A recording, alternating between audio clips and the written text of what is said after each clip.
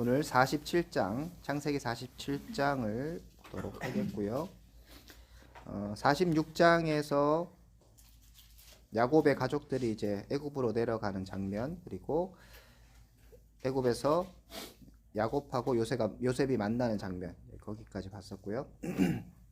오늘부터는 이제 애굽에서 정착하는 그 과정이 조금 앞에 담겨 있고, 그리고 요셉이 어떻게 그 애굽을 통치하고 있는가, 토지법을 세우는 이야기가 또 나오고, 그리고 나서 이제 마지막으로 야곱이 그 요셉에게 맹세하라고, 자신이 죽으면 가나안 땅에 장사하라, 이런 얘기로 이제 구성되어 있습니다. 일단 초반부에 보면 이제 도착을 했고, 이렇게 자기 가족이 도착한 것을 요셉이 바로에게 이제 고하게 되죠. 그래서 보고를 하고, 그리고 요셉이 형제 중에서 5명을 택하였다고 얘기합니다. 그래서 그럼 5명은 누구냐, 이런 것도 주석에 좀 있더라고요. 똑똑한 사람 순이냐, 모지라는 순이냐. 바로에게 보이려면 똑똑한 순이어야 될 것이다. 아니다, 똑똑한 순으로 가면 바로가 경계할 수 있다. 모지라는 순으로 가야 된다. 근데 성경은 관심은 없는 것 같아요. 그래서 저도 그런 건 중요한 건 아니다. 여러분 주석 보시면서 주석자들은 그런 것들을 고민하고 이렇게 논쟁할 수 있지만, 성경이 굳이 5명 했는데 우리가 그걸 누구였을까, 그런 고민할 필요는 없다, 이렇게 말씀드리겠고요. 이렇게 형들이 5명이 바로를 만나는 장면하고, 만나고 나서 곧바로 요셉이 다시 야곱을 또 바로 앞에 서게 하거든요. 그러니까 두 부류로 나누는 거죠. 같이 그냥 가족을 소개하는 게 아니라 형들 5명 먼저 소개하고, 그 다음에 아버지 야곱을 따로 소개합니다. 그렇게 됨을 통해서 이 두 만남이 좀 비교가 되는 부분이 있어요. 그런 쪽으로 좀 초점을 맞추시면 좋을 것 같고, 일단 요셉의 예상대로 바로가 너희가 생업이 무엇이냐라고 물었고, 형들은 요셉이 얘기해 줬던 대로 목자이고 우리가 목축업을 합니다 라고 이제 대답을 하고, 근데 물론 이제 요셉은 거기까지 얘기하라고 했는데, 그 형들이 4절에 보면 종들로 고센 땅에 살게 하소서 이렇게 얘기를 해요. 그래서 이게 요셉이 얘기 안 한 걸 얘기한 건지, 아니면 그냥 성경에 생략하는 건지 정확하게 모르지만, 어쨌든 요셉의 계획대로 고센 땅에 살게 됩니다. 그것들이 또 본문에서 잘 드러나는 것이라고 볼 수 있어요. 뒤에도 분위기상 보면 나오지만, 이제 바로는 그 애굽의 최고의 권력자이고 어떻게 보면 지존이지만, 그 애굽을 다스리고 바로를 움직이는 사람은 요셉이라는 것을 자꾸 이제 은연중에 드러냅니다. 요셉이 예상했던 대로 바로가 야곱의 가족을 고센 땅으로 딱 보내고, 어떤 질문할 것인가 다 예상했고 그대로 답하라고 얘기했고, 그것을 통해서 고센 땅에 가게 되고, 이런 과정들. 그리고 나서 뒤에 보면 토지법을 세우는 것들도 다 요셉이 이제 하게 되는 것이죠. 그래서 결국 바로도 물론 얘기했죠. 모든 것은 다 네가 다 해라. 내가 높은 것은 보좌밖에 없다. 이런 정도로 요셉을 신뢰했고, 요셉에게 정권을 줬고, 요셉이 그런 정권을 행하면서 그 애굽을 사실상 실제적으로 통치하는 모습, 그렇게 보여주고 있습니다. 형들이 만났던 바로와 또 야곱이 만났던 바로의 그 모습이 약간 좀 차이가 있는데, 형들은 자신들 가르쳐서 종이라고 얘기하죠. 3절에 보면 바로에게 대답하되 종들은 목자요니래, 이렇게 해서 굉장히 공손하고, 이제 주석 같은 데도 보면 굉장히 사무적이고 바로가 그렇게 대합니다. 궁중 이제 예절을 따라서 이렇게 얘기하고, 그런 이유가, 바로가 처음에 형들에게 묻죠. 요셉의 형제들에게 3절에 물었지만, 그 다음에 어떤 고센 땅에 살아라 이렇게 얘기하는 것은 5절에 보면 요셉에게 얘기하죠. 직접적으로 얘기하지 않습니다. 그래서 그들을 내보냈든지, 그래서 좀 사무적으로 만난 느낌을 가질 수 있는데, 반면에 야곱은 좀 더 친근한 그런 느낌으로 만남을 가집니다. 그래서 이런 이제 차이들이 그 야곱이 바로에게 어떻게 비춰지는가, 그리고 야곱이 바로를 어떻게 보고 있는가. 느낌상으로는 형들은 바로는 진짜 막 두려운 존재죠.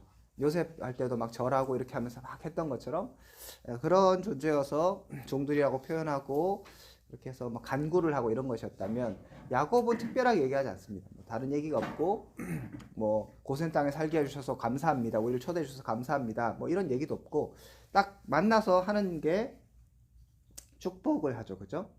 실제로 보면 요셉이 자기 아버지 야곱을 인도하여 바로 앞에 서게 하니 야곱이 바로에게 축복하매라고 되어 있습니다. 그리고 또 이제 나올 때도 10절에 보면 야곱이 바로에게 축복하고 그의 앞에서 나오니라라고 되어 있어요.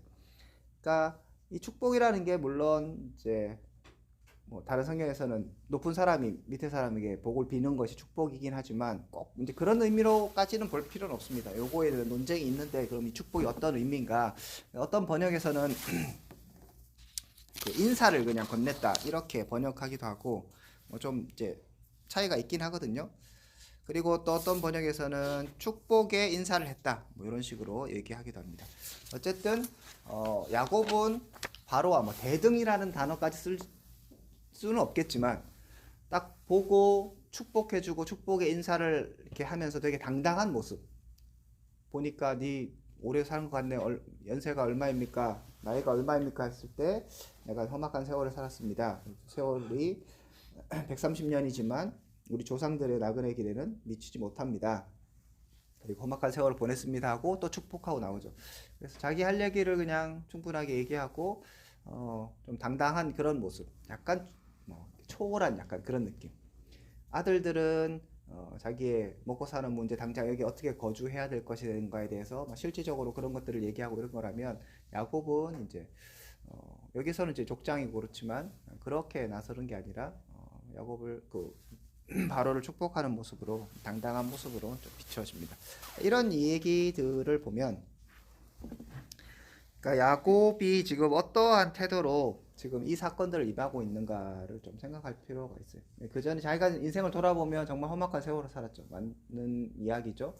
되게 고난도 많이 당했고 어려움도 당했고, 지금 정말 뭐 얼마 전까지 요셉이 죽었다고 생각했고 형들이 자꾸 베냐민 데려오라고 해서 막 머리를 싸매고 너무 힘들어 했었고, 이런 이제 과정들 속에서 너무 힘들었다가 이제는 이렇게 뭐 여유랄까요? 이제 모든 것이 다 풀어진 거죠. 인생에 있어서 고난 그런 거에서 계속적으로 진행되다가 어려움을 겪고 힘들어하고 이렇게 하다가 모든 것이 쫙 해결되면서 여유도 생기고, 결국 그가 깨달은 것이 하나님이 나를 여기까지 인도하시는구나 라고 인식하게 되는 거죠. 그러니까 바로를 보면서 축복의 인사를 다 건네고, 또 나올 때도 축복의 인사를 건네고, 근데 마지막에서도 오늘 뒤에 보겠지만 31절에 보면 하나님께 경배하더라 라고 이제 마무리가 되거든요. 그러니까 야곱의 인생이 점차 이제 후반부로 거의 뭐 마지막 쪽으로 가면서 그의 마음들이 정말 하나님을 향하고 나를 인도하신 하나님에 대해서 생각하는 그런 모습이 아닌가 우리가 생각해 볼 수 있는 것 같습니다. 자, 이런 것 이제 바로에게 축복의 인사를 건네는 모습은 야곱이 이제 베델에서 하나님 언약하셨던 그 언약을 떠올리게 합니다. 하나님께서 뭐라고 말씀하시는가 하면 내 자손들이 많게 될 것이다. 28장에 보면 얘기하고, 땅의 모든 족속이 너와 내 자손으로 말미암아 복을 받으리라 라고 베델에서 약속을 하셨어요. 그 얘기가 지금 성취되고 있는 거예요. 너와 너 자손, 요셉을 통해서 지금 애굽 땅이 살게 되는 역사가 있고, 야곱이 또 바로를 축복하는 이런 모습들이 하나님께서 결국 약속하셨던 그 베델에서 언약하시면서 그때 아무것도 없이 쫓겨가면서 목숨을 부지하기 위해서 삼촌 라반의 집에 가려고 했던 그 어려운 상황에서 하나님이 먼저 찾아오셔서 약속해 주시고 언약해 주셨던 것이 성취되어 가는 모습들을 야곱이 느끼게 되겠죠.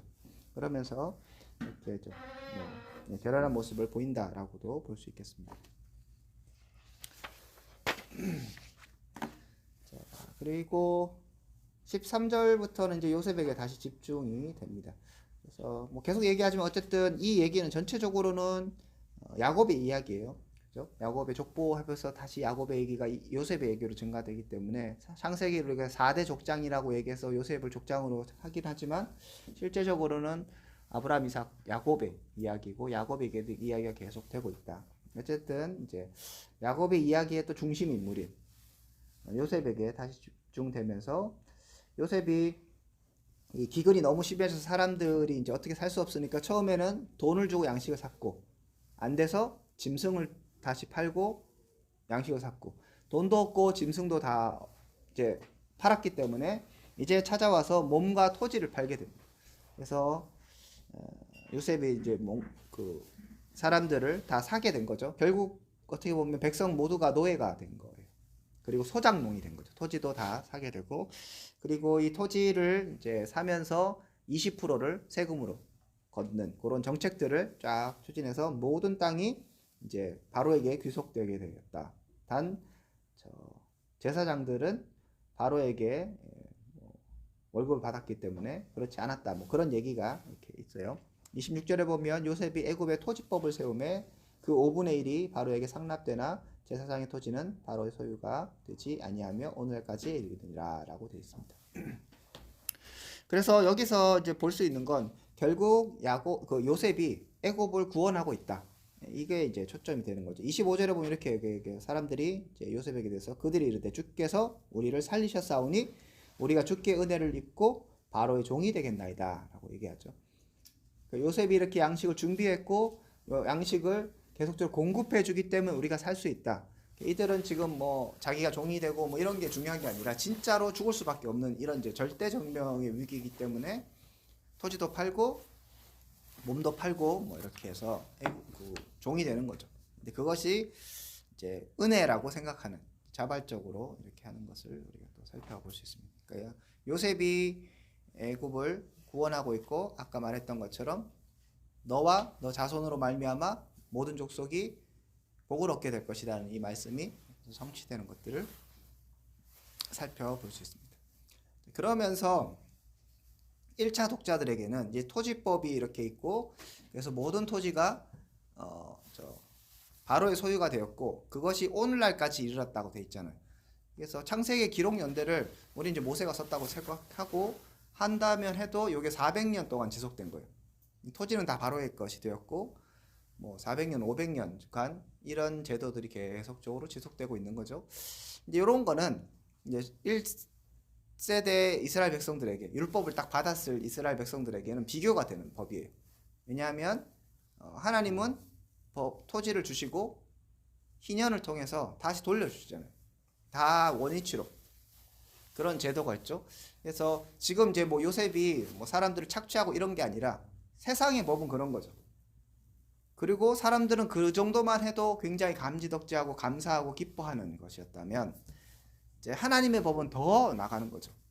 연약한 자들을 돌아보고 고아와 과부를 돌아보고 그 다음에 뭐 추수할 때는 그 귀퉁이는 막 남겨두라고 얘기하고 있고 11조를 걷어서 제사장과 그리고 고아와 과부 나그네를 위해서 먹이라고 얘기하고 있고 그리고 이런 토지법들 그 다음에 여기서도 종이 되는데 종도 다 희년이나 뭐 이렇게 했다면 다 돌아가잖아요. 다 원위치 되고 다 돌아가고 이렇게 하는 법을 만들어 놓으셔서 하나님의 법과 비교되면서 그래 그랬었지. 이제 지금 초기 1차 독자들에게는 출애굽했으니까 자기네들 봤던 상황이죠. 온 애굽은 지금 다 소작농들이다. 뭐 이런 상황들. 겨우 지금 사는 사람들은 제사장들밖에 없다. 뭐 이런 생각들을 하고 있는 상황인데 그 가운데 출애굽을 하고 있었고 하나님은 완전히 새로운 우리가 생각지도 못한 희년의 법을 통해서 이거를 제정하시고 공동체를 세우시는 것. 그래서 자비의 하나님, 은혜 하나님을 또 이제 느낄 수 있게 되는 거죠. 그런 것들도 우리가 좀 살펴볼 수 있고.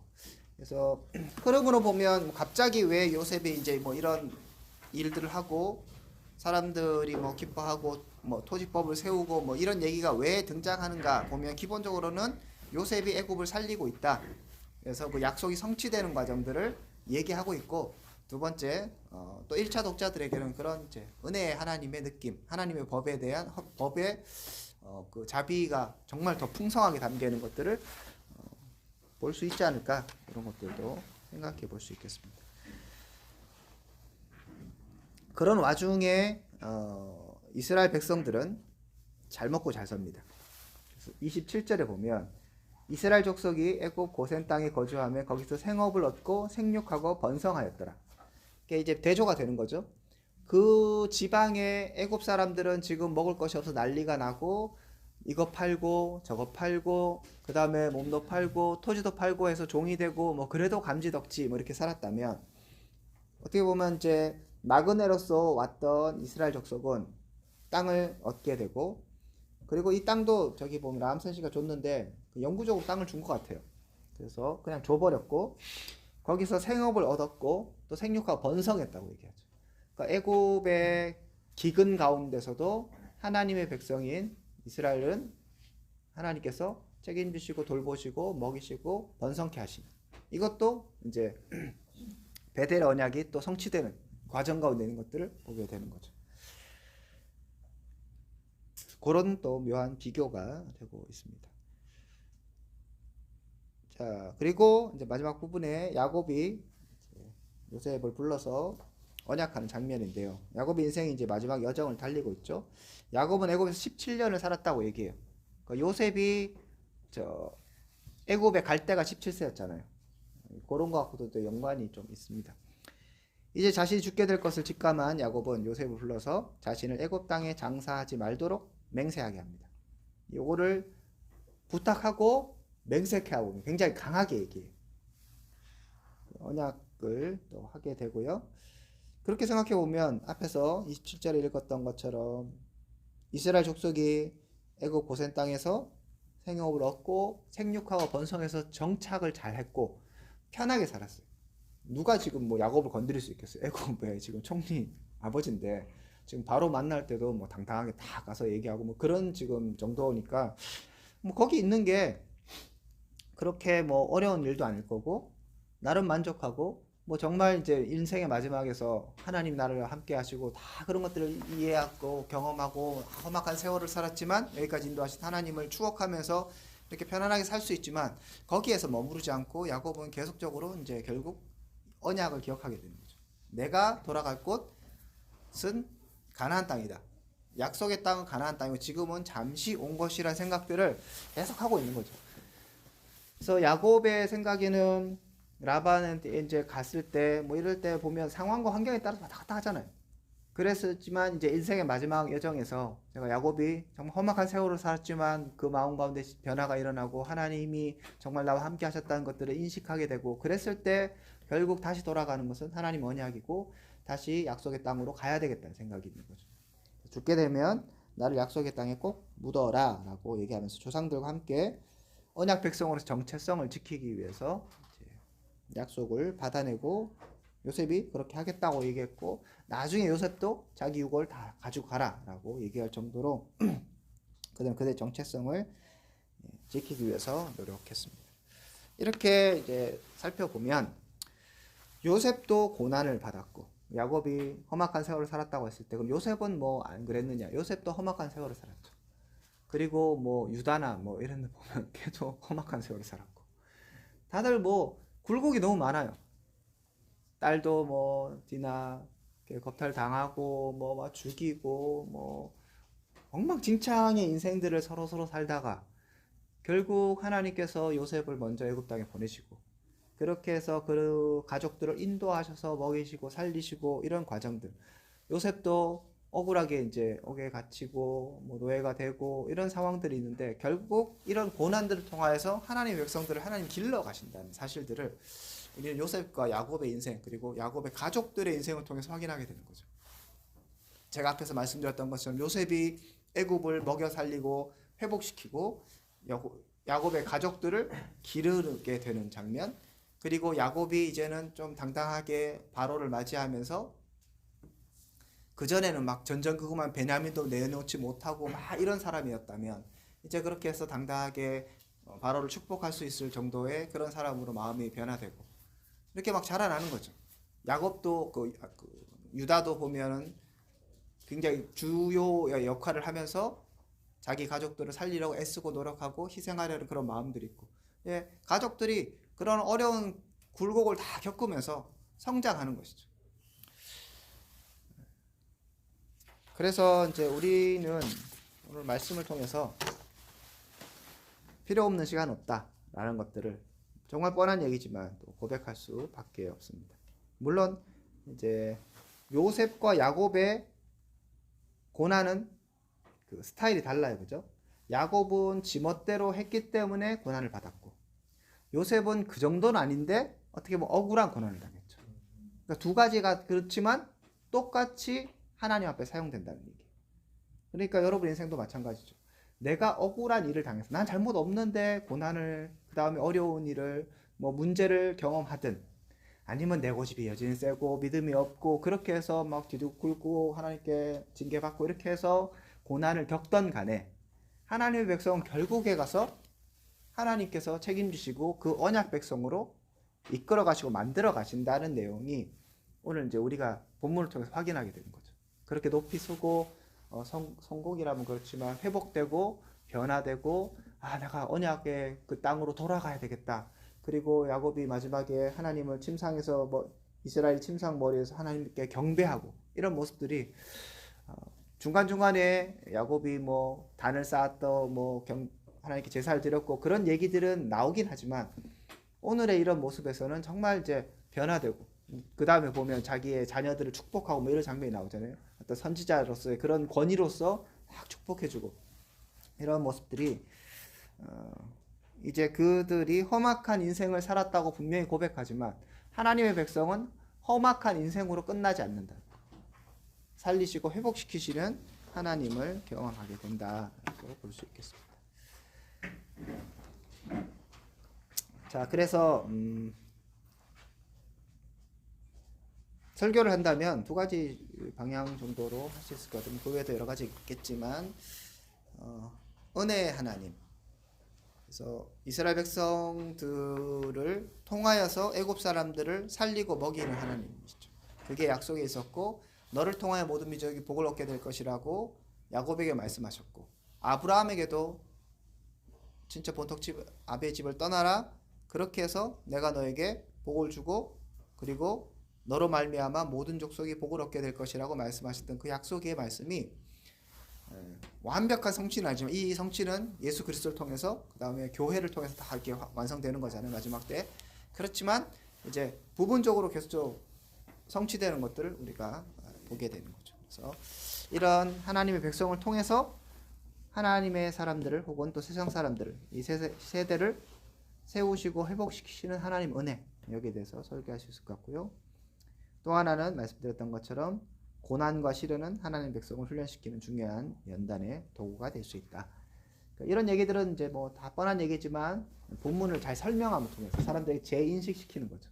야곱의 인생, 요셉의 인생, 뭔가 조금 그 다른 스타일의 고난이긴 하지만 하나님은 똑같이 그들을 사용하셔서 하나님 백성으로서의 그 위치로 다시 올려놓으시고 그 언약을 신실하게 이루어 가신다.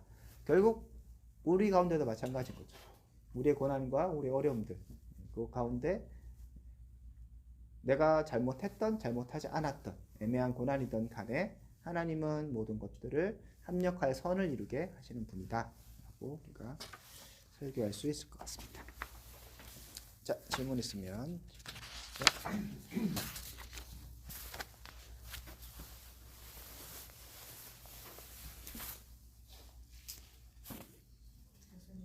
예, 28절. 예. 야곱이 17세 그렇게 했던 거랑 요셉. 요셉이 17년 요셉이 17살 때 애굽에 갔고 달린 거랑 이거랑 뭐 좀 숫자가 같잖아요. 신기하잖아요. 그게 뭔가요?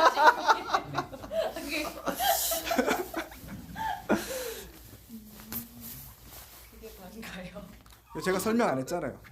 그런 게 있다. 그래서 요거를 이제 의미를 막 부여하면 부여할 수도 있겠지만 저는 뭐 그렇게까지 하고 싶진 않고 17, 17 똑같다. 그리고 애굽의 삶을 시작하고 애굽에서 시간을 마감하는 시간이 이제 17년이고 그렇게 하면서 야곱과 요셉이 묘하게 이어지는 거죠. 제가 이제 아까 야곱의 험악한 인생을 살았다고 했을 때 야곱만 기억나는 게 아니라는 거죠. 요셉도 저렇게 좀 성공했지만 쟤도 험악한 인생을 살았다고도 얘기할 수 있는 거죠. 지금 젊으니까 뭐 야곱이 지금 130세를 사는 것 가운데 거의 140년을 다 험악하게 살았다면 요셉은 한 10몇 년 험악하게 살았지만 13년 정도죠. 어려움을 당했지만 어쨌든 요셉도 그렇고 또 아들들도 뭐 쉽지 않은 인생을 살았고 그런 것 가운데 결국은 하나님 인도하신다. 약간 비교가 될 수 있는 링크라.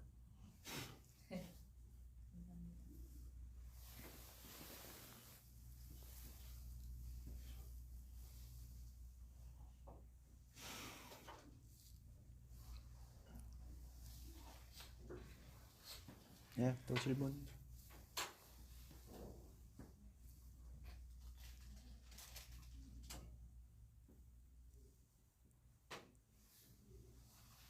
교수님, 예.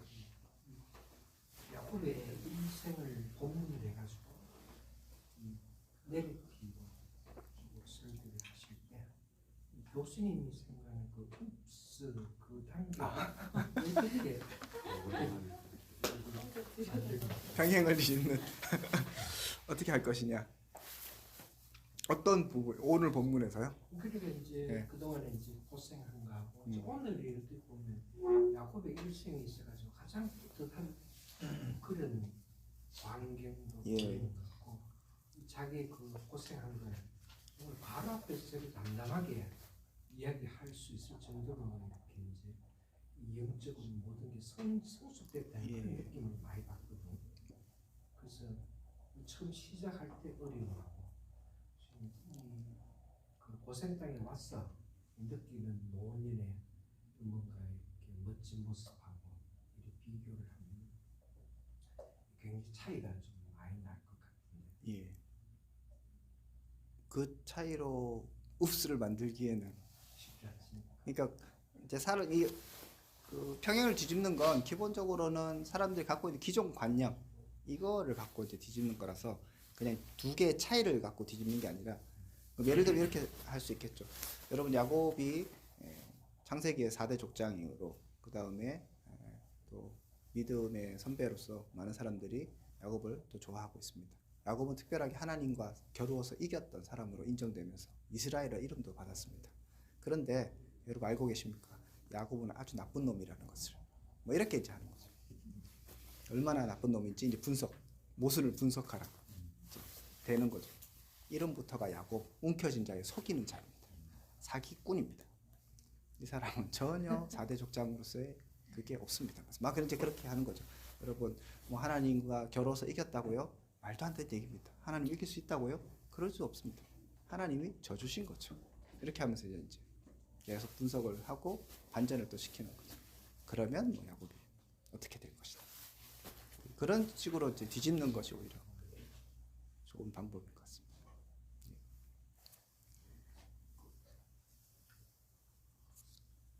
아주 좋습니다. 어제 배우신 내용을 다 이제 오늘 적용하시는.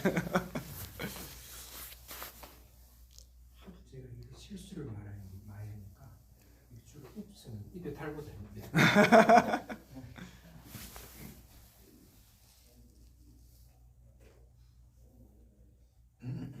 네, 또 다른 질문요?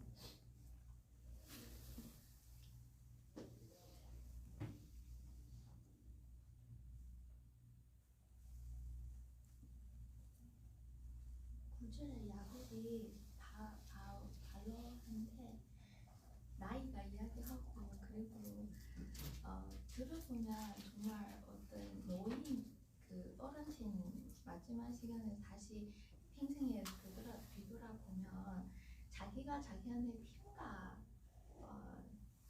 일단은 많이 못 살 것 같고 그리고는 살아있는 생이 많아라. 이거를 왜 바로한테 그렇지? 아, 왜 얘기했을까? 예. 이야기할 게 많은데 아니면 뭐 나의 하나님이 얼마나 몇백이라고 뭐 이런 거라고 하든지 아니면 많아서 반가워. 그러니까 이거를 혹시 어떤 의미가 있을지. 그러니까 일단 그 바로가 여러 가지 또 물을 수 있잖아요. 그죠? 그죠? 그런데 나이를 물었어요, 그죠? 내 나이가 얼마냐? 이거부터 질문에 대해서 해결을 하면 뒤에가 쉽다고 생각하는데 왜 나이를 물었을까? 뭐 이건 어디까지나 상상이긴 한데 야곱을 봤을 때 진짜 고생한 티가 나. 내가 거의 뭐 산송장 같은 그런 모습으로 있으니까 딱 봤을 때 몇 살이에요? 뭐 이렇게 되는 거죠. 그렇지 않을까요? 그냥 느낌상 저 요셉이 아들이고 요셉은 고생을 뭐 하긴 했지만 막상 늙지는 않았을 것 같고 걔는 또 엄청 잘생겼고 이랬잖아요. 그랬고 야곱의 아들들도 좀 봤어요, 그죠? 근데 이제 자기 아버지라고 데리고 왔는데 궁금증이 생기는 거죠. 몇 살이에요? 그 정도로 야곱의 이제 모습이 되게 이제 그런 좀 이런 거 포스도 느껴지고 이런 거 있잖아요. 뭐 백발에 다 놓이면서 뭔가 고생도 막 했을 것 같고 그래서 쪼글탱 영감이기도 하면서 뭔가 그 안에 뭔가 있을 것 같고 뭐 약간 그런 느낌이지 않았을까. 그래서 여러 가지 질문이 있을 수 있지만 몇 살입니까? 이제 물어봤고 야곱이 대답할 때 그럼 난 몇 살입니다 하고 끝나면 되는데 그게 아니고 나 얼마 안 됐어요. 우리 조상들은 원래 나이 더 많아요. 네, 그렇게 얘기하죠. 그런데 내가 이렇게 백삼천인데 진짜 험악한 생활 살았어요. 나 너무 고생했어요. 이렇게 얘기하는 게 아닐까. 본문 안에서 이제 단서를 조금이라도 찾는다면.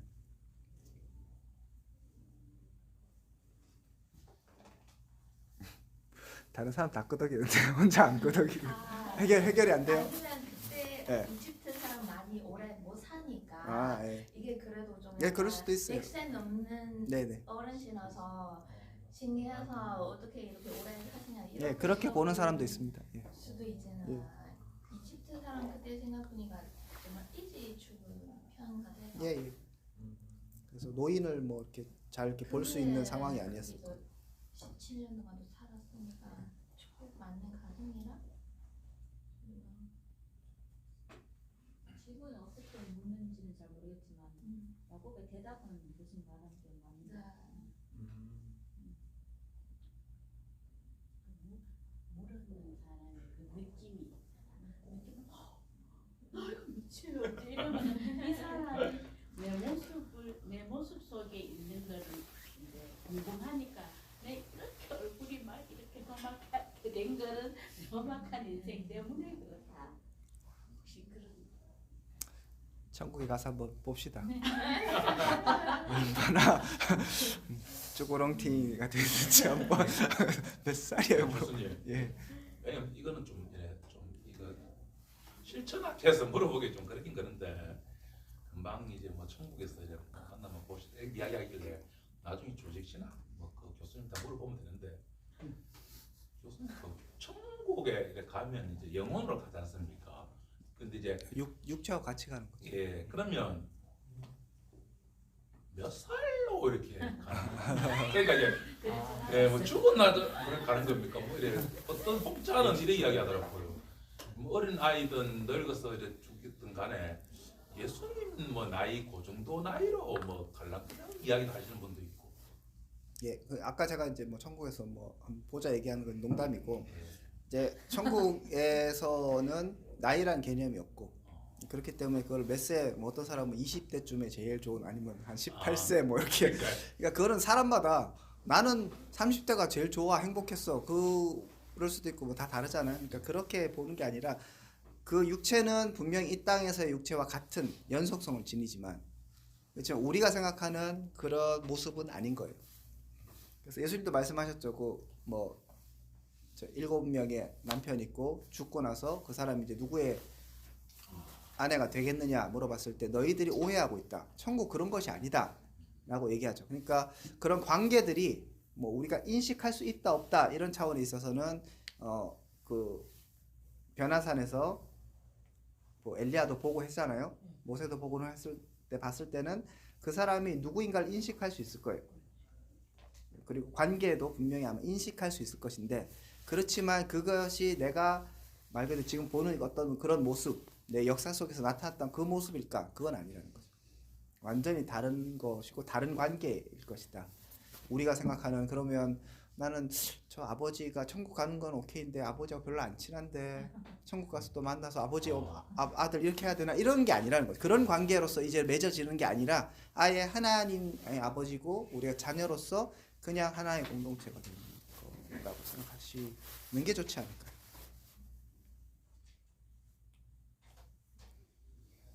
좋은 질문입니다.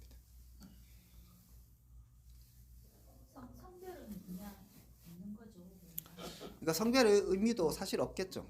우리 남녀를 구분했다면 그러니까 뭐 뭔지 모르죠. 그럼 뭐 제3의 성이냐 그런 건 잘 모르겠지만 어쨌든 간에 연속성과 불연속성이 분명히 존재한다. 그리고 우리가 생각하는 것과는 완전히 다를 것이다.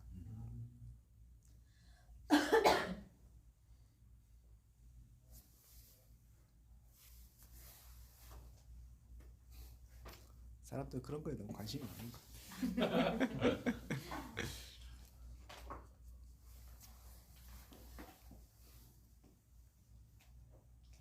예, 질문 없으십니까? 자, 그러면 오늘은 이렇게